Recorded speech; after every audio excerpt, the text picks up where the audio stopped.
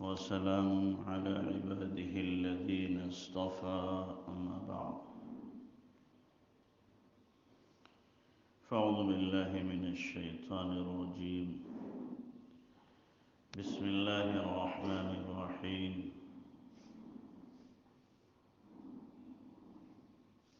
إن الله لا يظلم الناس شيئا ولكن الناس أنفسهم يظلمون وقال تعالى ما أصاب من مصيبة فبما كسبت أيديكم ويعفو عن كثير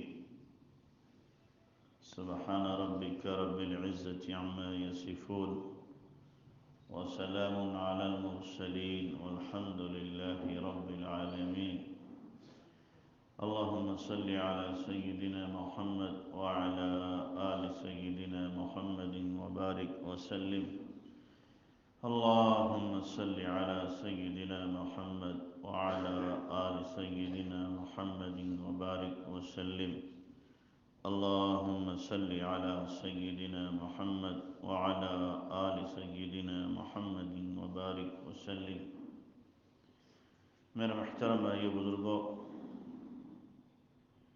انسان پر جو حالات آتے ہیں اور خاص طور سے مسلمانوں پر، تو ان کی اپنی کرتوتوں کا نتیجہ ہوتا ہے۔ آدمی جیسے اعمال کرتا ہے اللہ تبارک و تعالی ویسے حالات لاتا ہے۔ اعمال اچھے ہوں گے، حالات اچھے ہوں گے، اعمال برے ہوں گے تو حالات بھی ویسے ہی ہوں گے۔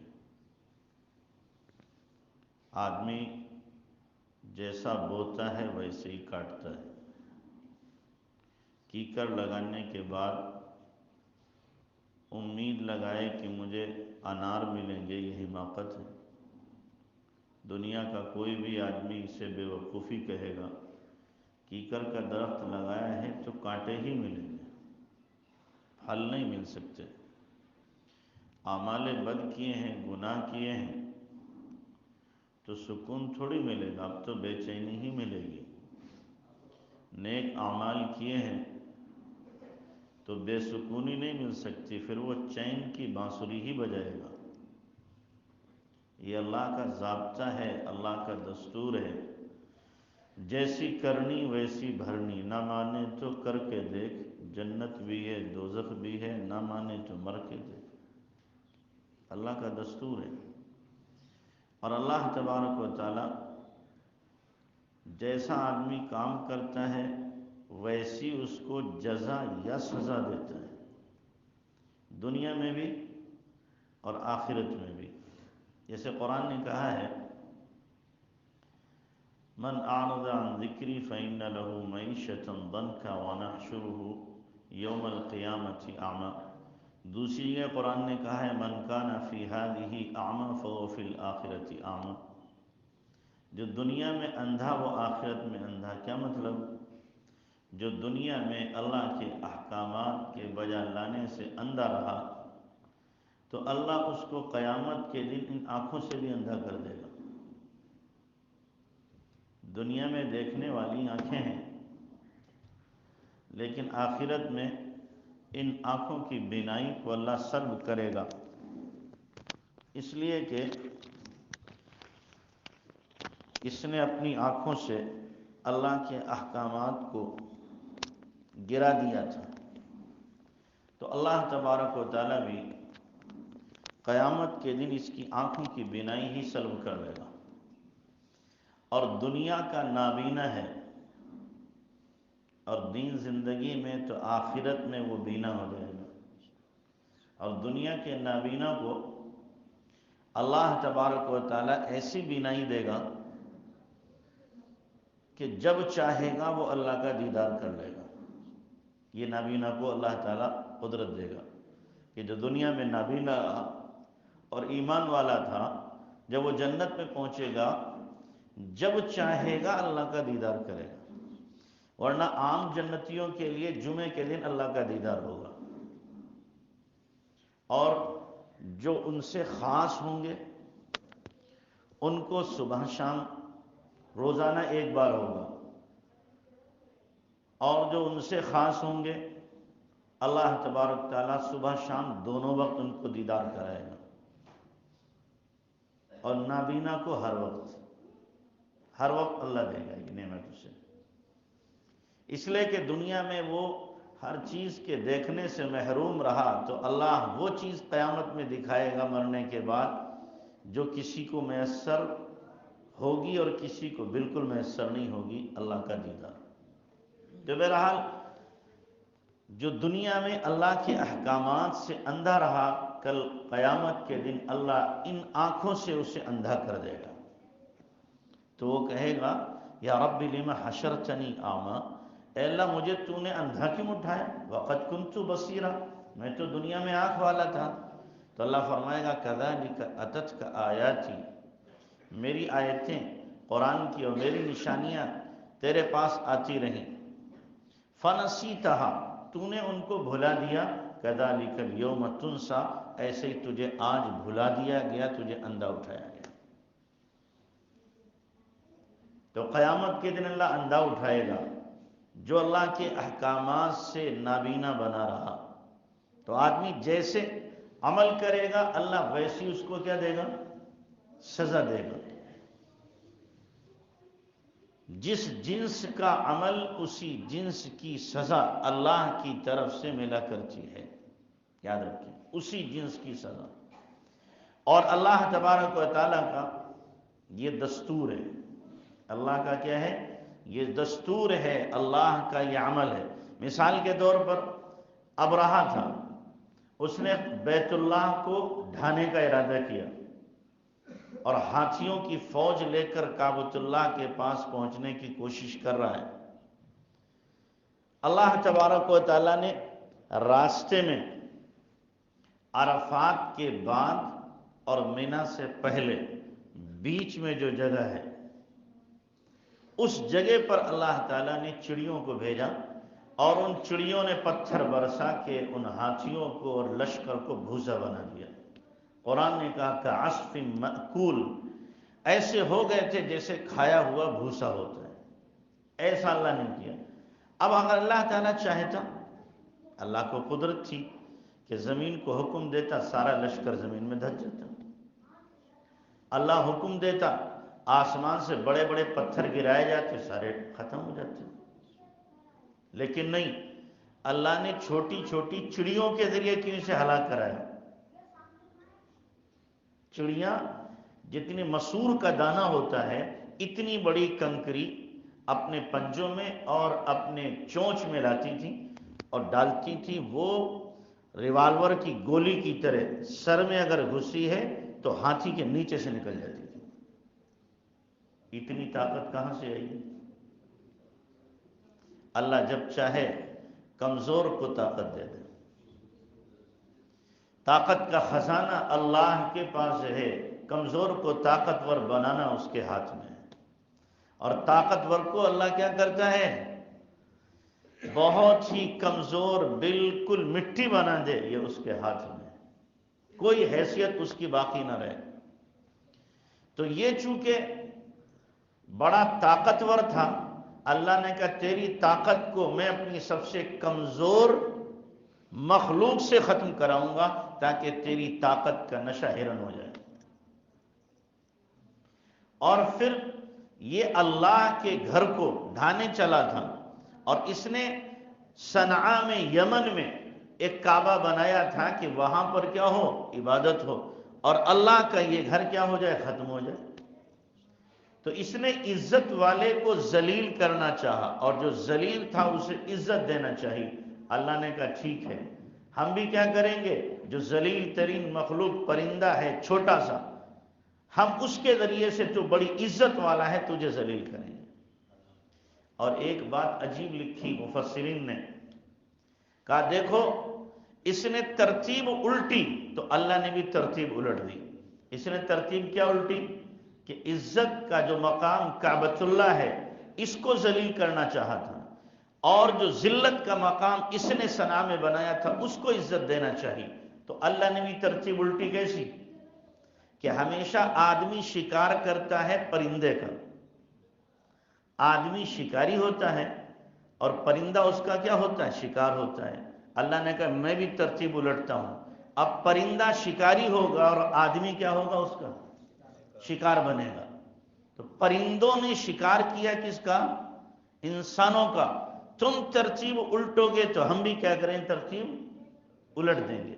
تو اللہ تبارک و تعالیٰ کیا کرتا ہے؟ سزا من جنس العمل دیتا ہے، جزا من جنس العمل دیتا ہے۔ جیسا عمل ہوگا ویسی اللہ تبارک و تعالیٰ کیا کرے گا؟ سزا دے گا۔ آپ پوری تاریخ اٹھاتے چلے جائیں، دیکھتے چلے جائیں، تو ہم یہ نہ سمجھیں کہ کوئی ہمیں دیکھ نہیں رہا جو ہم کام کر رہے ہیں، جیسا آپ کرو گے ویسا بھرو گے۔ ہم جملہ بولتے ہیں نا چھوٹا سا، جیسی کرنی ویسی بھرنی، جیسی ہم کریں گے ویسی بھریں گے۔ آپ دیکھیں حضرت یوسف علیہ السلام پر بہتان لگایا کس نے؟ زلیخا نے۔ وہ تو بھاگے اپنا دامن بچانے کے لیے، واستبق الباب، اور اس نے کیا کیا؟ وقدت قمیصہ من دبر، پیچھے سے قمیص کھینچی، قمیص پھٹ گئی۔ وَأَلْفَيَا سَيِّدَهَا لَدَى الْبَابِ، لیکن جو اس کا شوہر تھا وہ سامنے کھڑا، تو یہ سٹ پٹائی اور فوراً پینترا بدلا اور کیا کہا؟ ما جزاء، کہ کیا سزا ہے اس آدمی کی، من اراد بِأَهْلِكَ سوء، جو تمہارے گھر والوں کے ساتھ برائی کا ارادہ کرے، تمہاری بیوی کے ساتھ جس کی نیت ٹھیک نہ ہو، اس کا کیا علاج ہونا چاہیے، اس کو کیا سزا ملنا چاہیے۔ اب یوسف علیہ السلام نے سوچا یہ تو عجیب عورت ہے، مجھے ہی کیا بنا دیا؟ متہم بنا دیا۔ یوسف تو خاموش رہے، یوسف تو کیا ہے؟ خاموش رہے۔ یہ بولنے والی تھی کہ تو نے میرے معصوم کو کیا کیا ہے؟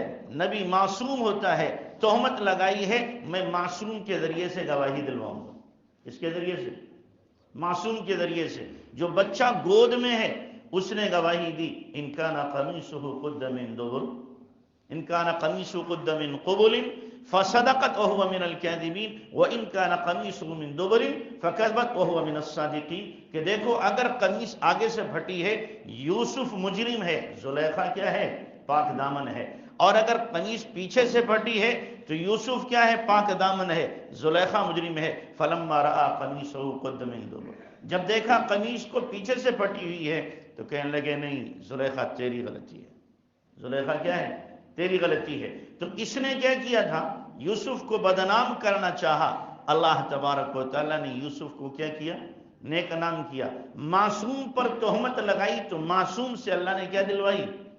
گواہی دلوائی۔ اور اچھا یہاں پر صرف کیا ہے؟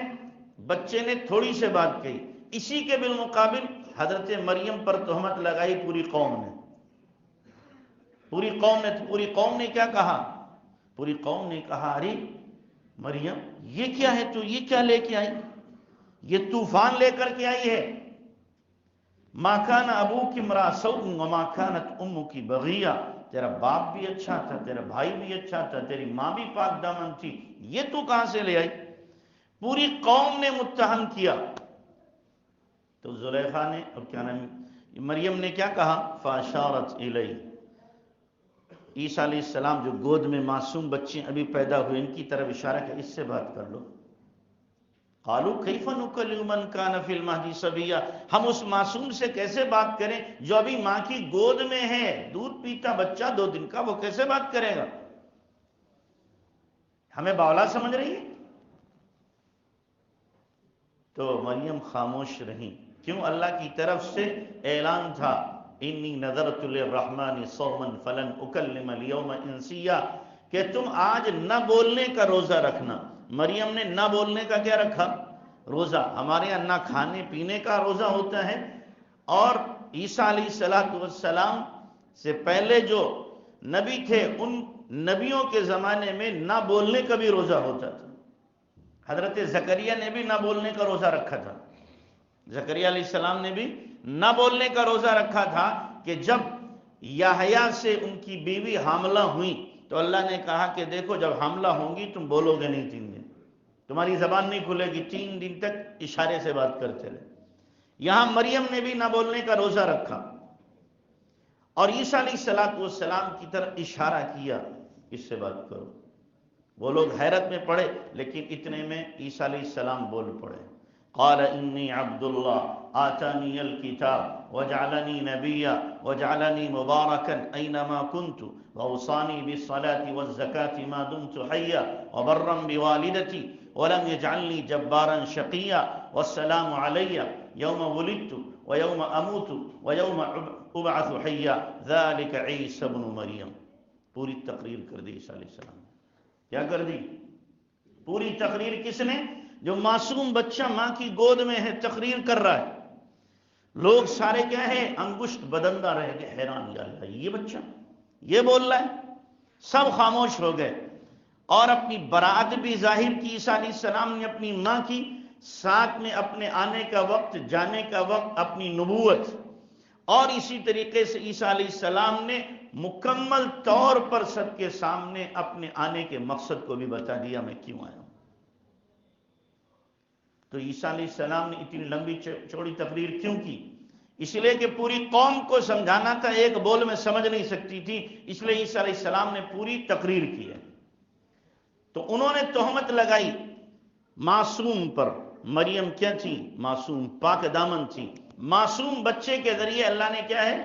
پاک دامنی کا اظہار کیا. اچھا، اس سے بڑھ کر کے اماں عائشہ پہ تہمت لگی. کس پہ لگی؟ اماں عائشہ پہ تہمت لگائی ظالموں نے. اور ایک صحابی بھی ناواقفیت کی وجہ سے، بھولے پن کی وجہ سے اس میں کیا ہو گئے؟ شریک ہو گئے. اللہ کے نبی صلی اللہ علیہ وسلم بہت دن تک پریشان رہے، بہت دن تک. اللہ تبارک و تعالیٰ کو امتحان لینا تھا اپنے نبی کا. اپنے نبی کا کیا لینا تھا؟ امتحان لینا تھا. وحی نازل نہیں ہو رہی، آپ پریشان ہیں. حضرت عائشہ رضی اللہ تعالیٰ عنہا رو رو کر برا حال ہے ان کا، رو رو کے برا حال ہے. پوری یہودی لابی جتنی تھی اور جتنے منافق تھے وہ بغلیں بجا رہے تھے کہ دیکھو نبی کی بیوی پر تہمت لگی ہے.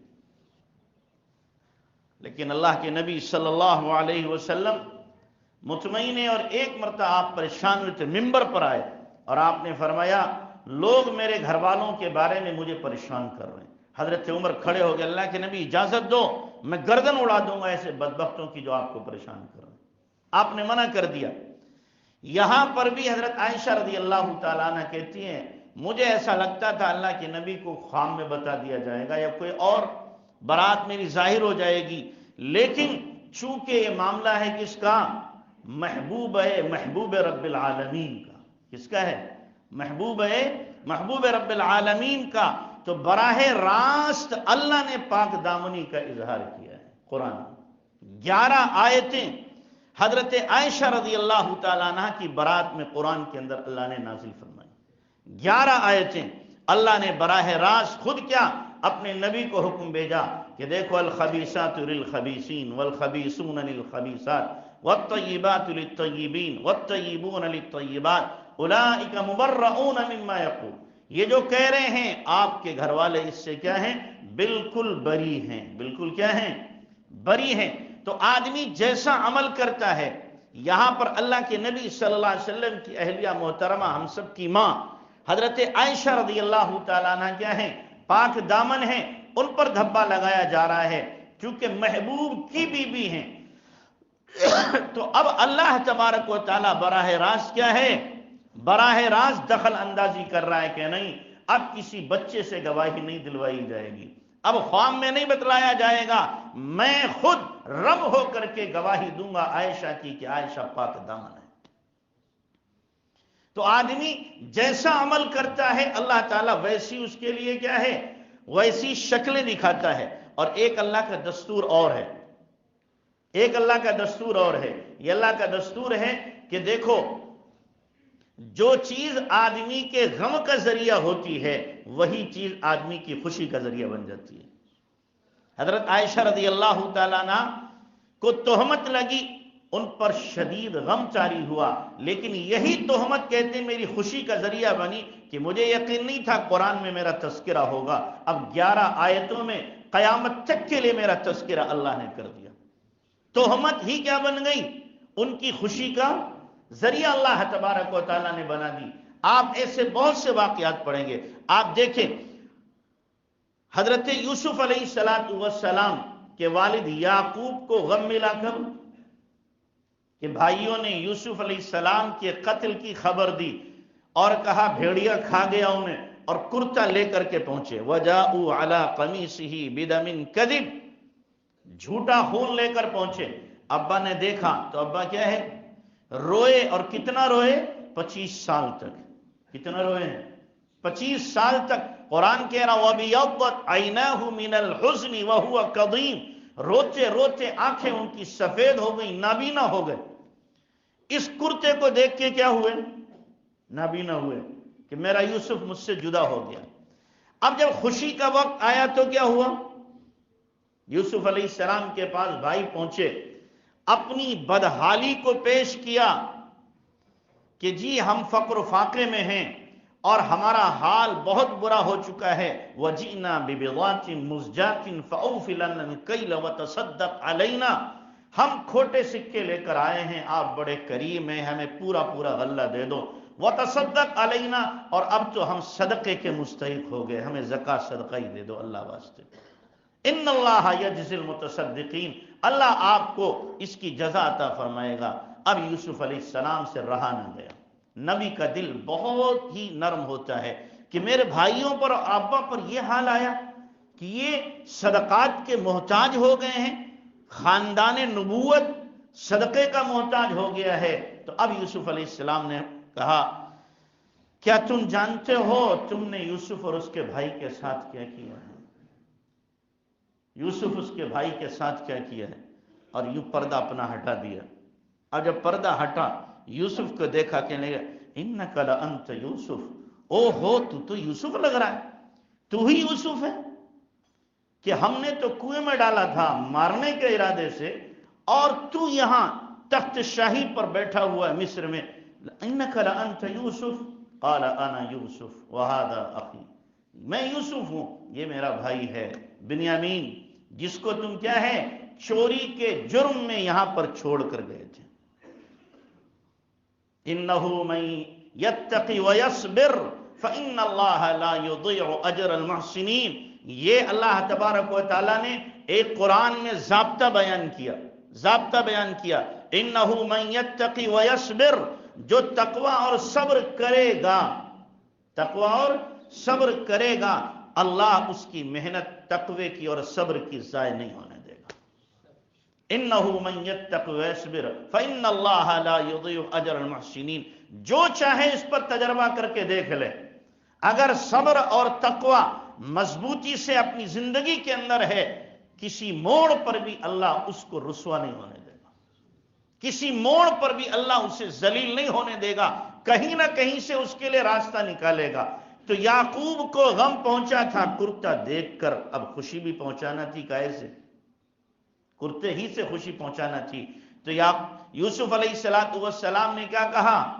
لو اذهبوا بقمیص هذا فالقوه على وجه ابی یأتی بصیرا واتونی باہلکم اجمعین، یہ میری قمیص لے کر جاؤ، ابا جی کے چہرے پہ ڈال دینا، بینائی واپس آ جائے گی، تم اکیلے نہیں پورا خاندان آ جاؤ، اب یہاں رہو، میری بادشاہت ہے، محل کے اندر اب تمہارا اعزاز و اکرام ہوگا۔ تو جب ادھر سے قافلہ چلا بھائیوں کا کنعان کے لیے کہ ابا کو خوشخبری سنائیں جا کر کے، ادھر سے ابا کیا کہہ رہے ہیں؟ انی لاجد ریح یوسف لولا ان تفندون، میں یوسف کی خوشبو پا رہا ہوں، یوسف کی خوشبو پا رہا ہوں۔ تو کہنے لگے جو بیٹے نہیں گئے تھے کہ ابا جی سٹیا گئے ہم، یوسف کہاں یوسف؟ تذکرے ختم، اس کے زمانہ ہو گیا، 25 سال ہو گئے، آپ یوسف کو ڈھونڈ رہے ہیں؟ کہا نہیں میں یوسف کی خوشبو پا رہا ہوں۔ آپ دیکھیے اللہ تبارک و تعالیٰ کبھی کیا کرتا ہے، کنعان کے کنویں میں پڑے تھے یعقوب کو پتہ نہیں تھا، اور مصر کنعان سے ہزاروں کلومیٹر دور ہے، اور وہاں پر یوسف کا کرتا وہاں سے چلا ہے۔ یعقوب کہہ رہے ہیں مجھے یوسف کی خوشبو لگ رہی ہے، تو کنعان کے کنویں میں پڑے تھے تو خوشبو کیوں نہ لگ گئی؟ تب کیوں نہ خوشبو لگ گئی؟ یہ اللہ کی طرف سے ہوتا ہے، جب چاہے اطلاع کر دے اور جب چاہے غافل ہے، اپنے پیروں کے نیچے کیا ہے خبر نہ ہونے دے۔ ہزاروں کلومیٹر دور کیا ہو رہا ہے اللہ خبر کر دے، اللہ کو پتہ ہے۔ چنانچہ یوسف علیہ السلام کا کرتا لے کر بھائی آئے، فلما ان جاء البشیر القاہ علی وجہہ فارتد بصیرا، اس کرتے کو ڈالا ان کے چہرے پر، بینائی واپس آ گئی۔ یعقوب علیہ السلام نے کہا دیکھا، الم اقل لکم، میں نے تم سے کہا نہیں تھا، انی اعلم من اللہ ما لا تعلمون، میں اللہ کی طرف سے جو جانتا ہوں تمہیں پتہ نہیں ہے۔ تو اب سارے بھائی نے ہاتھ جوڑے، اے ابا جان ہمارے لیے آپ اللہ سے معافی چاہ لیجیے، یا ابانا استغفر لنا ذنوبنا انا کنا خاطئین، ہم سب خطاوار ہیں، مجرم ہیں، ابا ہمارے لیے آپ کیا کرو، اللہ سے معافی مانگ دو۔ یعقوب علیہ السلام نے کہا سوف استغفر لکم ربی، ان قریب تمہارے لیے اللہ سے معافی مانگوں گا۔ اسی وقت کیوں نہ مانگ لیا، اللہ نہیں سنتا ہے؟ جب کہا تھا اسی وقت میں کہہ سکتے اللہ میرے بیٹوں کو معاف کر دے، نہیں، سوف استغفر لکم ربی، ان قریب تمہارے لیے معافی مانگوں گا۔ کیوں؟ یہ وعدہ کیا تھا تہجد کے وقت میں مانگنے کا۔ کس وقت میں؟ تہجد کے وقت میں مانگنے کا، کہ اس وقت اللہ قریب ہوتا ہے، اور اسی وقت یوسف کو بھی کیا ہے اللہ نے خوشی دی تھی، تہجد کے وقت میں ہی کیا ہے روشنی ملی تھی ان کو، اور حضرت جبرائیل آئے تھے اور تسلی دی تھی۔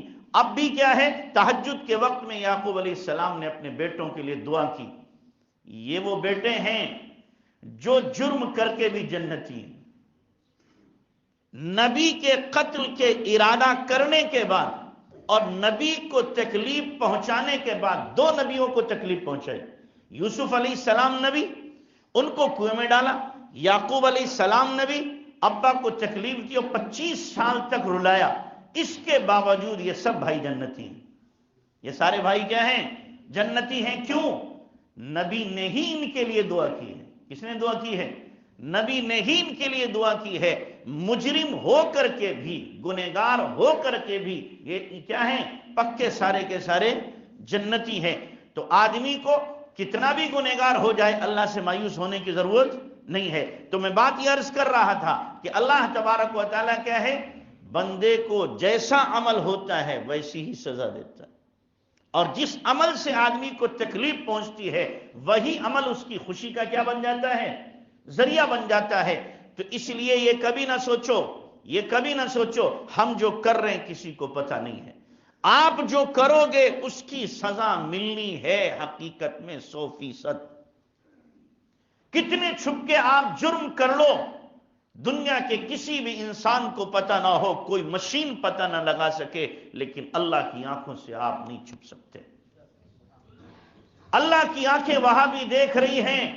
اللہ قرآن میں صاف اعلان کر رہا ہے ان ربک لبالمرصاد۔ یہ لفظ اگر آپ اپنے دماغوں میں بٹھا لینا تو قسم اللہ کی گناہ کرتے تھر تھر آ جائیں گے آپ۔ ان ربک لبالمرصاد، تیرا رب تیری گھات میں لگا ہوا ہے۔ اس میں گھات میں لگا ہوا ہے۔ گھات کسے کہتے ہیں؟